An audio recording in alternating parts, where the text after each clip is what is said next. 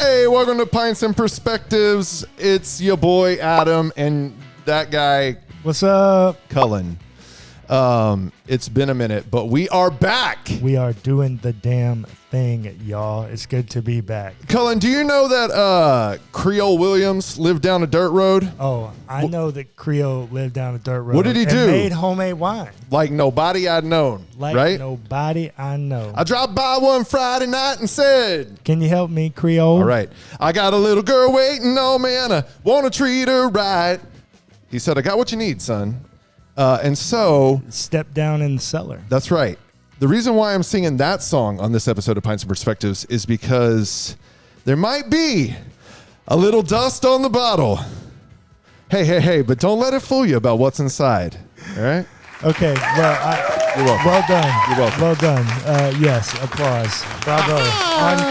Encore. Hey, this is Well Pints done. and Perspectives, and so, but it's a little bit different, eh? But we'll get into like how it's different as we go along. But Yeah. one thing that's not different is We're drinking beer. we're gonna drink some beer. That one thing will never change about this show. No matter what iterations we go through, we're going to talk about some Bible. We're going to talk about some God. We're going to probably make fun about something going on in the world, and we're going to drink beer.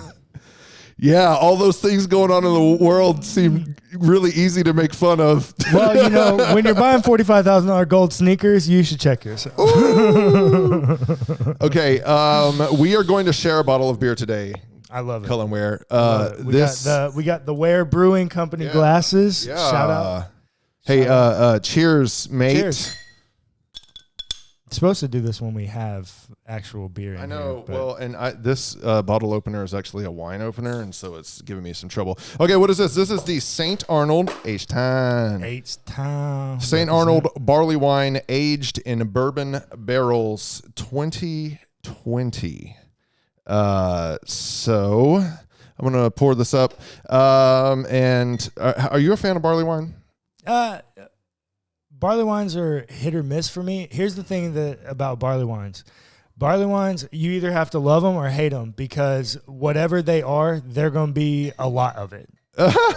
And I mean that in Bold. like they are pungent, they are bold, they Yeah. are pronounced, they are in your face. And so if a barley wine is made in a profile of beer that I like technically it's not, but like one might argue that the Dogfish Head 120 is a Getting barley close wine. to it. Yeah. Like it's very similar. So if it's done in a palette that, you know, in a profile that fits what I dig, then yeah, I'm here for it. If it's what I dig, it is my favorite style. Cheers. Cheers, buddy. All right, take a sip.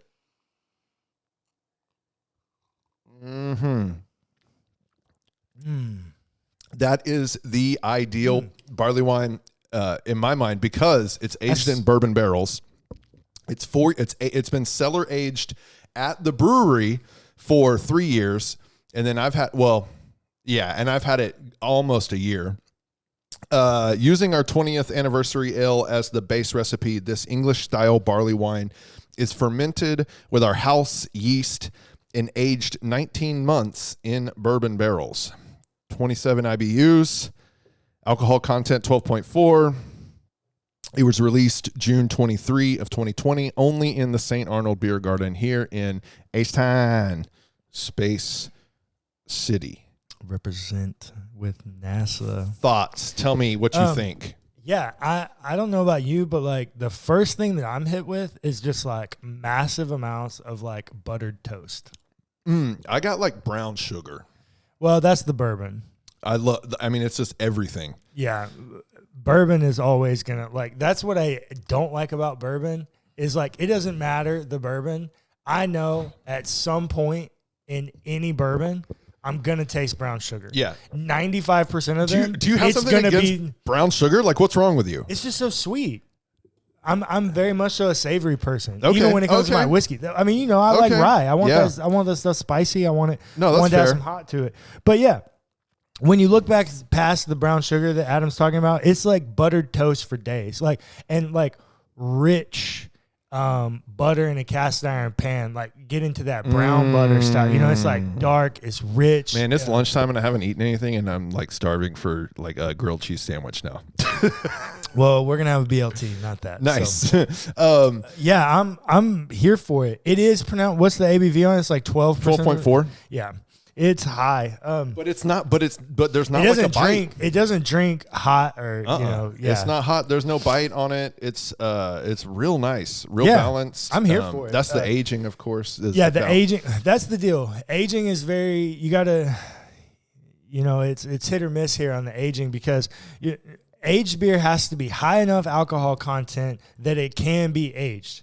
Because like as you age it, like it might lose all bit of alcohol that it had. Right. Like if you age a Miller Lite, no, it's going to be water. It's going to be disgusting in 5 years. Yeah.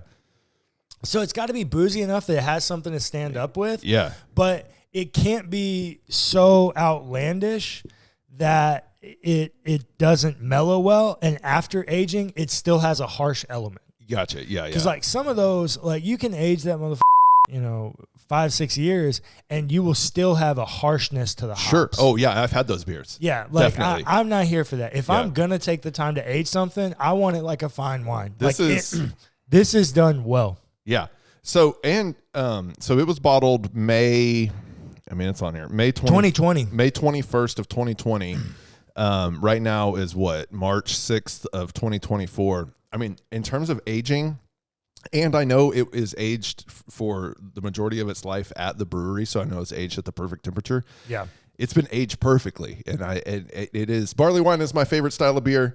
St. Arnold is my home brewery. Hey, did you know? Look, on every St. Arnold St. Arnold bottle cap, it says something. Yeah. This one says brewed in Texas. Did you know that back in the day, I don't know if they still do this. Back in the day, there used to be a contest where one cap had like a winner on it or something like that, and the art car Rolls Royce. Oh, I think it's a Bentley. It's either a Bentley or Rolls Royce that they have down there you could win it. But it's been like 10 years since I thought about that. Anyways, moving on. Somebody probably threw that away. You didn't even read it? No, seriously, right? Like literally didn't even know, or it was at a bar, they just pop it off, didn't even know. Man, seriously. So on this show, we give beer ratings. Yeah. What are you going to give it? 8.7. It's up there. It's good. It's got a great palate, especially if you're into that deep roasted malt butter, brown sugar. Like I'm into it. If you want a beer to taste like Saturday or Sunday morning brunch, this is a pretty good example of that. That is a great analogy. I mean, take away the maple syrup on the pancakes and you got it. Because there's not a lot of other than the brown sugar, there's not a lot of sweetness. As Bishop of Metz, St. Arnold spent his life warning of the dangers of drinking water and extolling the virtues of beer. During his funeral, his pallbearers were thirsty and stopped, but they only had one mug to share among them. Then a miracle happened. The mug never ran dry, and all mourners were satisfied. So, St. Arnold. Also, Texas's oldest craft brewery, and therefore Houston's oldest craft brewery. Okay, what now? I've done my part. Now theologian theolize. Well, actually, it's not. What are we doing now? This is Art Archives. Oh, okay. Also, new show, new format. Let's explain what's happening here as I drink this beer. So this show we started a long time ago when we were a church, and I guess technically we're still a church, but we're not a church. Not one of those churches. No, not like that. And so this was just a long form conversation over a theological topic with me and another person, and then Adam came on because we went to seminary together, and it got better. Yeah, and now don't bring back Clayton. But it's long form, dense theology, and I think it lost a lot of people. Y'all got bored? Yeah, I think so. And we also used to spend a lot more time talking about the beer, but I wanted to change it up. We do another show, and that show's broken up into like segments, and I like that concept for like a more organic flow. It's not a scripted show. It still gives us a chance to do dense stuff, but we get to take the conversation, the broader theological conversation, into a lot of other arenas for quick dips. And so we're going to do one of those segments that we've done. We're going to rotate them. They won't all be the same every week, you know. So like this week we've got Art Archives, and we're going to look at some different film series and things. But we won't do this one every week. But what are we talking about today? I'm so glad he explained all that because I have no idea what's going on.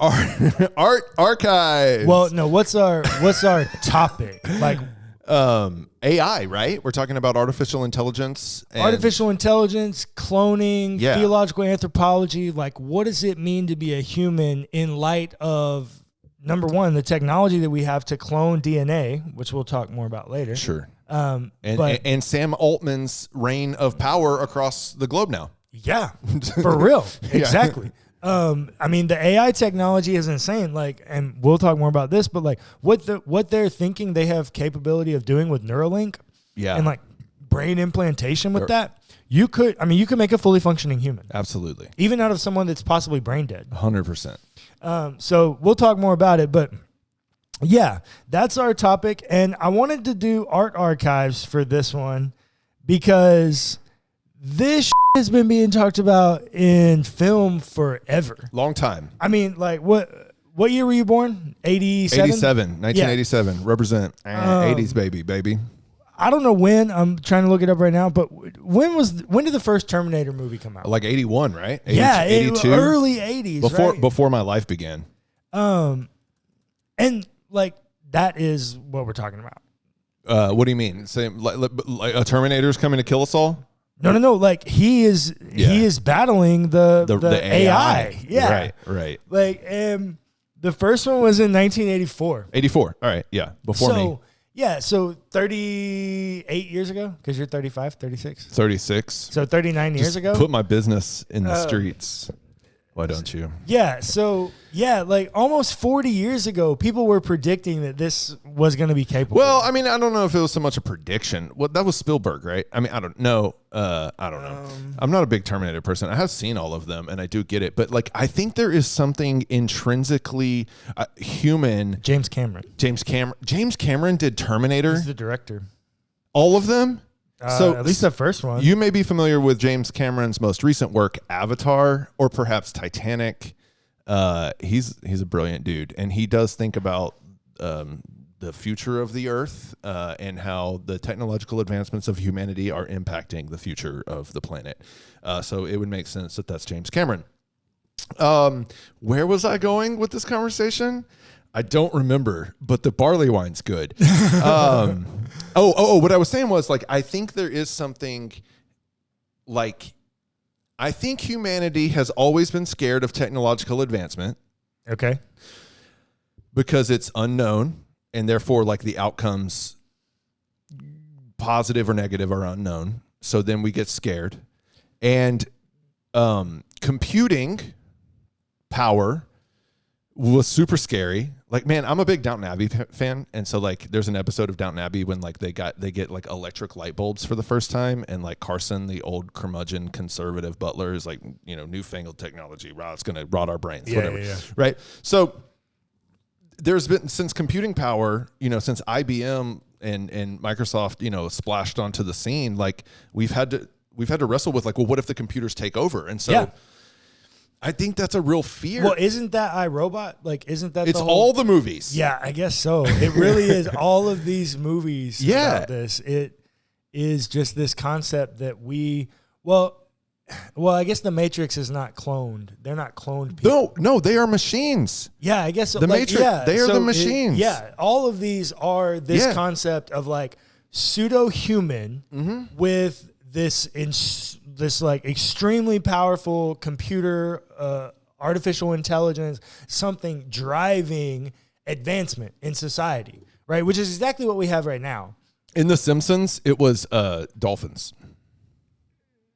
Oh, the artificial intelligence. Well, it wasn't artificial intelligence. They just like somehow got smarter.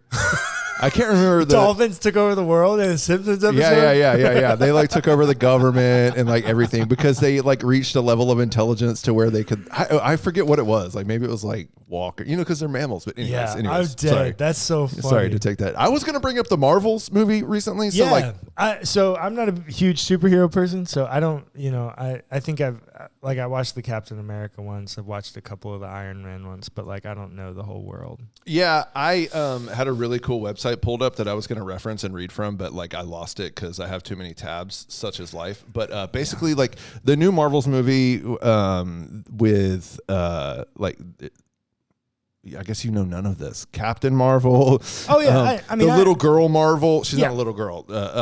Her name's Kamala. Anyways, that's the three female Marvels. They're fighting, like the whole deal there with that storyline is like they're fighting the supreme intelligence, which is this AI. So there was this planet called Kree, and it had these people on it, and they took the best of their people, like the smartest, brightest, whatever, and took their minds somehow they took their minds and combined them into the supreme intelligence, which was like this artificial computerized, like mechanical thing. And then every single Kree was hooked up to this artificial intelligence, and this artificial intelligence was called supreme intelligence, and it made them better. But like Miss Marvel, played by Brie Larson. Yeah, Brie Larson.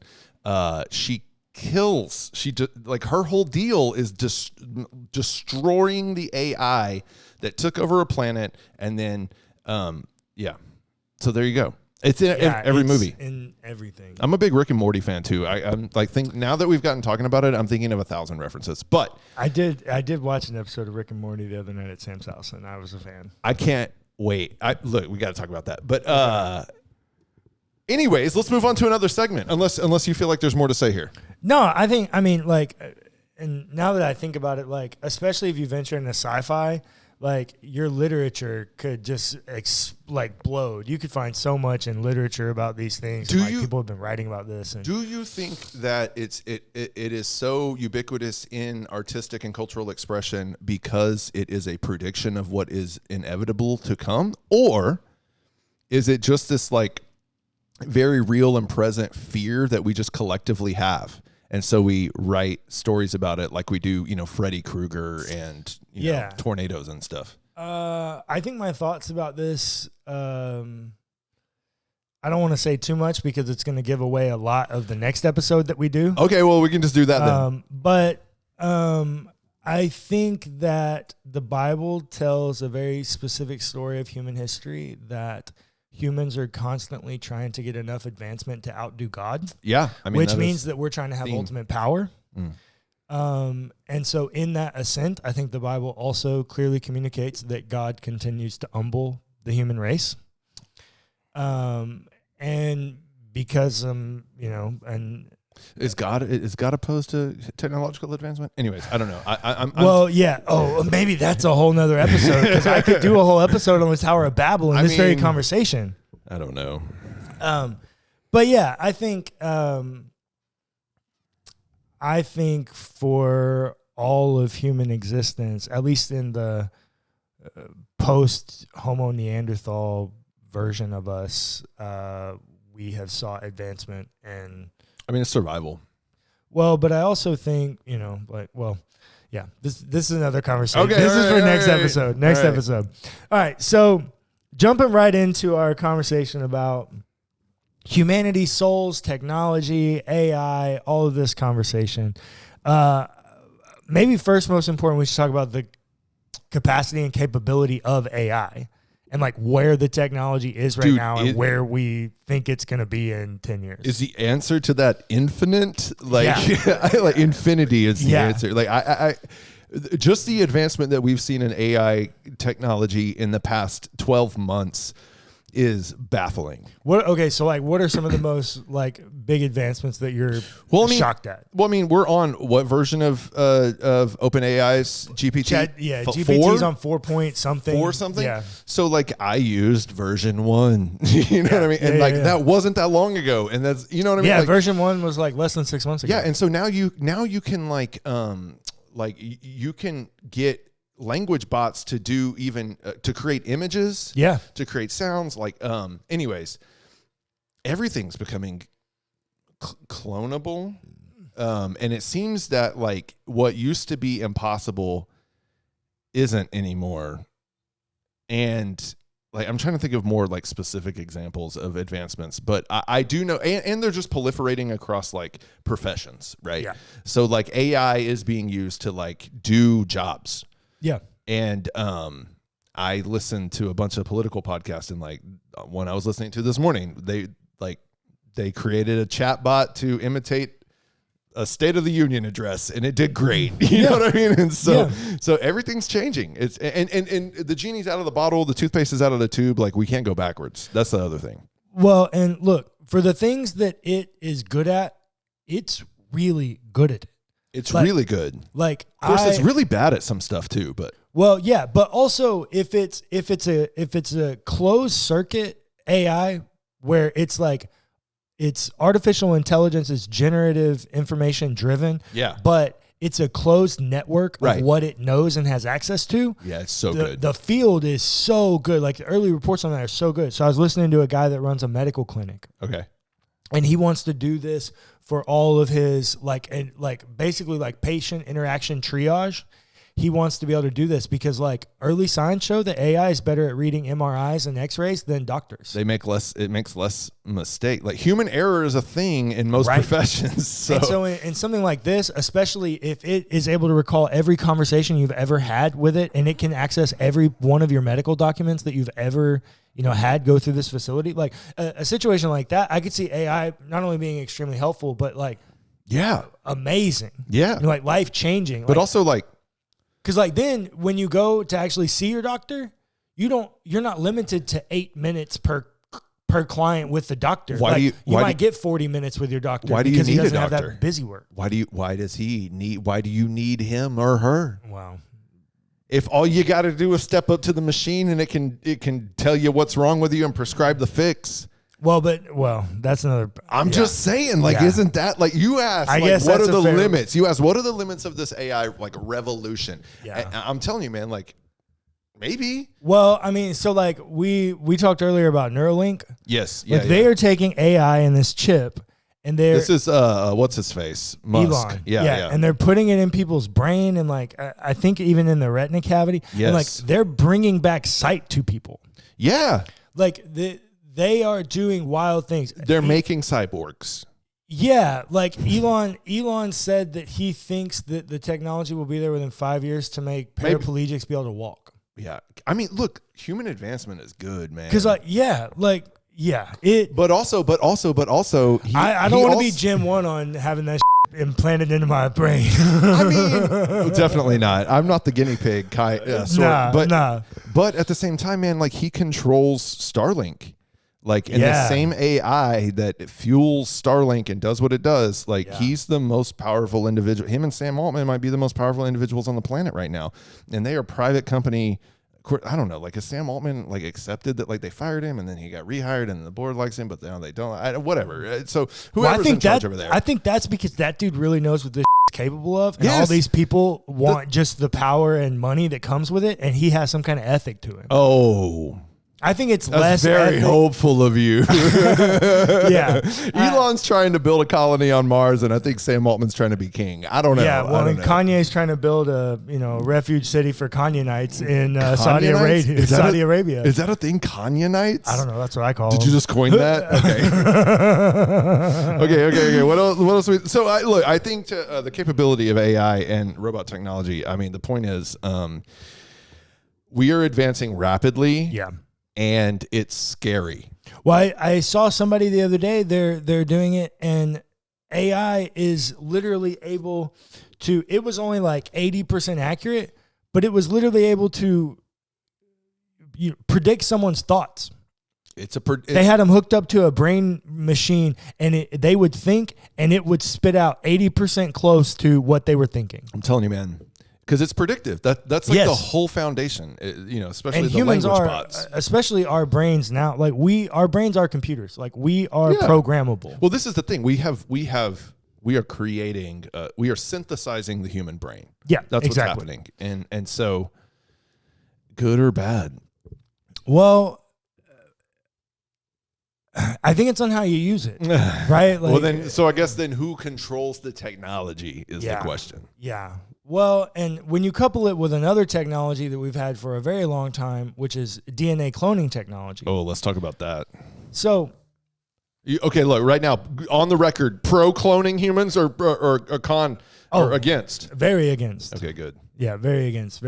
Kevin, that was for you. We're just making sure that he's still, a good boy.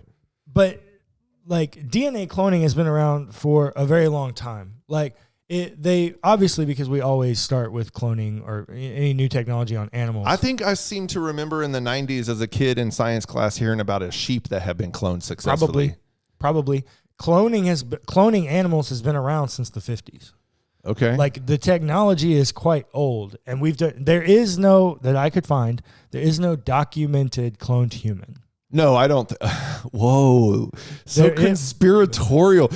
There's no documents. Okay. All right. So there's a part of you that thinks that there might be one somewhere. No, but if I think it's possible that a guy like Mark Zuckerberg could build $100 million underground bunker in Hawaii somewhere, this motherfucker might be able to clone himself and tell Disney, nobody. Like Walt Disney froze himself, right? Yeah. Rich people can do weird stuff. Rich people can. Dude, that's the title of the episode. Rich people can do weird stuff. So, I don't know, but like they've been cloning horses and like registered cattle and performance horses and things for a very long time. Like the American Quarter Horse Association, which is one of the main performance breeding registry associations, outlawed clones in 2004. What? Yeah, bro, like almost 20 years ago, they said we're not going to allow clones to be registered in our because it was unfair? Well, no, it was competitive advantage? It's just not ethical? Well, it's not a breed. I think that's the deal. It's not bred. It's created. Whoa. And like maybe that is the real difference here is is something bred or is it man-made? But I mean like just the they still had to like raise the horse and stuff, you know what I mean? Like it's just okay, so they train the horse, but what they do know, like you are literally taking muscle tissue from one animal. Yeah. Taking that under a process, going down to a petri dish level DNA and getting what you need to then clone that and, surrogacy birth that horse. Yeah. And they don't look exactly the same because, like white markings they're not genetically done. Like it's a pigment deal. Like that, it's just. I didn't know any of that. Yeah. Well, that's like. So if I see a horse with a white spot, that's just, wait, what? It's just absence of pigment. Okay.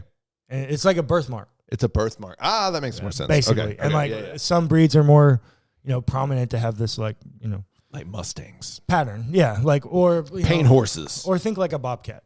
Yeah. Okay. Like some animals just, like some species just have more of this color kind of thing. But so they don't look exactly the same and they don't act exactly like their personalities are not identical, but so much of that is the age-old nature versus nurture question, right? Like, but the truth is, like, they have the exact same brain, they have the exact same muscle, they have the exact same muscle fiber, they have the exact same muscle to bone ratio, they have the exact same, athletic ability. Like, they are a clone. They are genetically the exact same as their host animal. Fascinating. And they've been doing it for so long that breed association started outlawing it in the early 2000s. But, I was telling you, American Quarter Horse is 2004. So then are you making an argument for cloning humans? Absolutely not. But I'm saying that if we really are just cloning DNA, then we have the technology to clone a human. You're saying it's possible. Oh, yeah. Without a doubt, it's possible. Because the way that they cloned those animals was through a DNA cloning process. Dude, they literally took a sample of the horse's muscle tissue. So the only thing that's stopping us from cloning humans is what? Probably money. Like to clone a horse, it costs $80,000. To clone a horse, it costs to clone a dog, it costs $50,000. How do you come up with that figure? First, if it's a show horse, Like if it's a performance horse, and it has like an actual monetary and they can value. make money in futurities and For these sure, kind for of sure. like it makes sense there. But for somebody to just pay $50,000 to have a identical clone of their dog that got sick too early, like the average person just doesn't have the kind of money to pull that off. Okay, but let me ask you this, Cullen Ware. I wonder though, like, is there any? Because you said like just because it's cloned, they're same in every way, but their personalities are different. I just wonder, like, if we cloned humans, like, I don't know, maybe they would be real weird. Well, so what I was thinking is, what if you cloned a human and specifically like cloned a human, and then they got to write the AI chip that you put in them about how it changed their decision making. So this is Westworld. Speaking of arts, Okay. well, it's not Westworld because they weren't clones; they were actually robots. But basically, the dystopian boat movie. No, that's Waterworld. Yeah. What's Westworld? Westworld is an HBO series where basically artificial intelligence is used to create an adult theme park where you like go back into like a Western old timey world, but everybody there is a robot. But they're very humanoid. Like hard to tell the difference between robot and human. Okay. And that's because of the software programs that they have are just like extremely human-like, and they're built. Anyways, that's the whole point of the show. Like, how did that happen? Gotcha. So, what I'm saying is like here's another example of like, I mean, people have thought about this, and like, and if you can recreate, Anyways, are they human though? So now the question is, are they human? That's the question of Westworld too. Like the ethical question throughout the whole series is like, are these people human? Because in the theme park, they're treated poorly, right? Yeah, they're like second-class citizens. Well, they're like, people have like do old-timey shootouts and like bank robberies and brothels, but like all the townspeople are these robots, and so the visitors can do whatever they want. Shoot them, kill them, like all sorts of crazy stuff. Yeah. And so like spoiler alerts, I guess, but it's been a minute. But like the robots rise up and they rebel, right? Yeah. Because they don't want to be treated like less than human, but they are literally less than human, but they have feeling and they have the biggest thing is relationship. They see their friends and family members getting harmed, and they like have this impulse to like protect. I got you. And so then they rise up against their creators because they want to protect their relationships with each other. They don't want to just be slaughtered constantly. Yeah. See, they have some kind of emotion. Emotion for sure. This is the deal. Like you're like, oh, it's a computer program. There's no way it has emotion. It feels though. Cries, hurt. It has to, right? If you're telling it to have all the knowledge in the world, so much of everything it has access to is about how it makes people feel. Yeah. I don't know how a byproduct of its algorithm is not to have emotion. And maybe that is the one limitation on AI. Like maybe we haven't figured out exactly how to mimic human emotion. Like processing power seems doable. You know what I mean? I guess, and that's true. If you remove emotion from something, I don't know. You remove ethic from it. Maybe. No, because think about like sociopaths and stuff. They don't process emotion. Like it is literally what you are. You like sociopaths, psychopaths, like serial killers, like all of these people. If they do not process emotion, and therefore they have no ethic, but they are distorted. But you would say they are still human, though. Yeah, I would. They don't have the ability to feel emotion, but they're still human. So maybe emotion is not what makes you human. Yeah. So that's a great point. Now, I will say, the Bible never says that emotion is what make you human. Yeah. What does it say? The Bible really breaks it down to like like Genesis 1 through 3. Seed of Adam. Yeah, Genesis 1 through 3 is going to give you some kind of imago Dei concept, like image and likeness kind of deal, whatever that means. I would say that what that primarily means, or like what the two like takeaways from that are like, okay, like we are the most like God. Like whatever God is, we're the closest resemblance to God. Yeah. And that God breathed life into us. So that like human life is in some way connected to the breath. God is, whatever God is the source of life. Yeah. And so breathing must be a huge part of that. Mm-hmm. Like there's just no way it's not. It's so essential to the human experience. Correct. Well, it's just like you can't breathe. You can't live and life and breathe. Breath, all the like same they're thing. all the same word concept, cognate. Like they work together. You don't get one without the other. What if God is the chemical reaction, hydrogen and oxygen? Wait, what is it? H2O. 2 H's and an O. Is it 2 O's and an H or 2 H's and an O? It's 2 H's and an O. What if that is God? It's not. Wait, that's water, not... Yeah. That's water. Oxygen. What if God is oxygen? Yeah. No, because I guess you need... Because pure oxygen will kill you too. Yeah. Golly, man. Yeah. What are we talking about? Yeah. So like if you go to like a Genesis 1-3 kind of idea, you're going to get that kind of rudimentary concept of what it means to be human. Man, woman, this very, very... Knowledge of good and evil is wrapped up in that too. Wouldn't you say? Like to become... In to be what human? it means to be human? Yeah.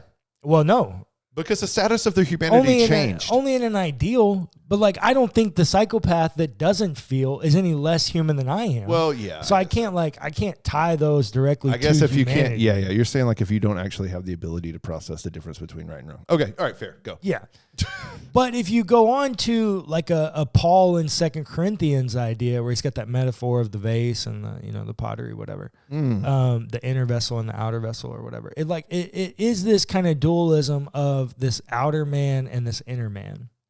Okay. And obviously, like we look at you and we see the outer man, right? We just see the physical person, but the inner man is the one that we don't see. It's the one that houses our ethic. It's the one that houses our intellect. It's the one that houses our emotions, how we process, how we view the world. The things that we never say. Those are all in the inner man. So, like, if we were really gonna track down like what it means to be a human, sure, like you can't be a biological bear and be like, oh yeah, that's a sapien. Like, no, you have to be the right species. What if it's a chimpanzee? I would say like 3 million years ago, or in 3 million years, you could be a human. No, that works. No. But damn telemarketers. I mean, dude, no, it's the campaigns, bro. It's the Republicans. No, it's the Democrats and the Republicans. They just keep calling and texting all the time because it's election season. Anyway, go ahead. Absurd. And in this like inner man concept or idea of this conversation, the inner man, even in the Bible, you'll hear like spirit and soul, or like sometimes like this is a huge controversy in like the synoptic gospels, because like in one story Jesus will say body, spirit, and soul, and then like another gospel he'll say body and soul, and like most people it's a duality. Yeah, it's body and soul. Yeah, you'll get the trichotomy with where you add in the spirit, like Jesus does that. Like there's a few places biblically where that happens, but most people are just talking about the soul. Yeah, but there's also like some folks throw in the mind. And like as like, Jesus throws that in at one point. Yeah. Jesus, yeah. Well, so Jesus, mind, body, there's spirit. a story there where Jesus is interacting with some experts on the law, and they quote to him something, and he quotes something back, but he adds in the mind. Is it the Shema? Is it the Shema? No, it might be. I don't remember exactly, but I think most of the soul, especially in our Western world, most of that soul understanding comes from Plato. And we should move on to our next segment, which we have called Theology Throwback. Theology Throwback. Once again, this won't be in every episode, but here we go. I did my master's thesis on a guy named Clement of Alexandria, who is a huge Platonist. Like he might arguably be, one of the first. What does that mean? It sounds dirty. It sounds wrong. He was a huge Platonist. Oh my God. It means that he really liked the teachings of Plato and the ideas of Plato. So Socrates, you mean? No, I'm messing They're with not you. one for one, bro. I'm messing with you. Keep going. So, Plato. So I did my master's thesis on this guy, and specifically on theological anthropology. Yeah. And so there was no way to really do this without talking about Plato. And Plato, well, first, Plato had this idea of personhood that wasn't like what we think about personhood. Okay. He had this tiered system of being. Yeah. The hierarchy of being. No, that's that's exactly what it is. Okay, the hierarchy of being. I'm like, wait, that's a social work concept. They all start to. That's the hierarchy of need. Different. Go. Yeah, hierarchy of being. It is the hierarchy of being, and it is like human beings, like the existence of a human is the outside of the forms, like it's the ideal existence. Okay. And then under that would be mammals, specifically mammals. So Plato was a scientist. He's a philosopher. Yeah. I mean, you look at the things around you. Yeah. Right? But so back to a conversation about advancement, like technological advancement. I straight up for a second thought you were like, so back to the conversation about mammals taking over the world in the Simpsons episode where the dolphins. Sorry. No. Mammals go. I'm the comedic relief here. His third tier of being was plants. Okay.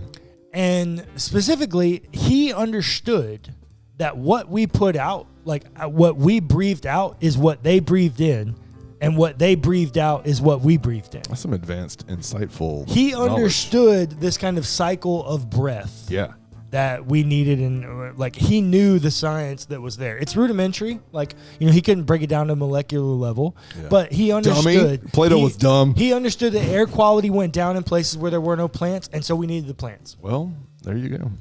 Horticulturist. And so he had this concept of being, and so like for Plato, the base level of what it meant to exist, and like maybe personhood, human being, like being or existence, like all of these are relevant, but the baseline of what it meant to exist or to have being was to breathe. Okay. A clone breathes, bruh. So Plato would say that an individual who would have no concept of cloning, I don't know, maybe he would. I wouldn't think so. I don't know. Homer's Odyssey came up with some wild stuff. Anyways, Well, are there no clones in the Odyssey? I don't think so. That's a good question. Comment below. Are there clones in the Odyssey? I did not remember a clone in the Odyssey. Oh, it has been like 15 years since I read But we know Terminator movies. Anyways. So what you're saying is I got him with that one. You got me. It may have taken me 42 minutes, but I finally got him. I got me. So what are you saying, Cullen? I'm saying that this is a very wild conversation. It is wild. And it's wild to think about. And I think I'm saying that like this should not be a conversation that happens in a vacuum outside of a conversation about the ethics that come with it. I think that's, yes, I want to agree with you so emphatically on that, because far too often Christian theology stays in a bubble of nobody gives a crap except for the people who write the books about Christian theology. And the truth is, it has to be, you have to extrapolate the conclusions of your theology to real life application of individual people who are real and live real lives. So what I'm saying is like, I forgot what I was saying. What did you say right before that? Why do we drink beer and try to have smart people conversations? Because this is what people do in pubs. What were you saying? What were you saying though right before that? Because I swear I had a good point. I don't think this conversation about AI and the advancement should be done in a vacuum without the concern for ethics. The ethics, that's the whole deal. Like I asked the question earlier in the episode, like, so what's stopping us from cloning humans? Maybe ethics. Right. That would be my hope, and that's. But at this point, I'm a cynic. Yeah, I don't believe that rich people are doing anything that we think they're not doing. I believe that they're doing everything we think that they're not doing. Elon, and if you want proof of that, I would point you to Jeffrey Epstein. Yeah, like rich people, I think the worst thing somebody can become is wealthy and bored. Wealthy and bored people do psychotic.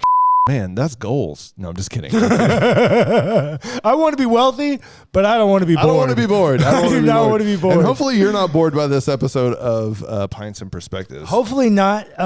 So in our closing here, we would love to have a listener Q&A section, like where we answer some questions of the listener. How do they ask us questions, though? On IG. So I asked before we started filming these on my Instagram. Can you just real quick?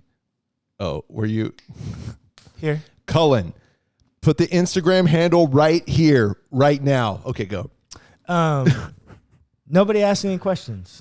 So that's unfortunate. That algorithm, we just haven't been active enough. That's the problem. Yeah, and I have not been active enough. If you could, okay, here's the Q&A. You ready? I've got your question. Yeah, what's my question? If you knew, man, I don't know, is this going to upset people?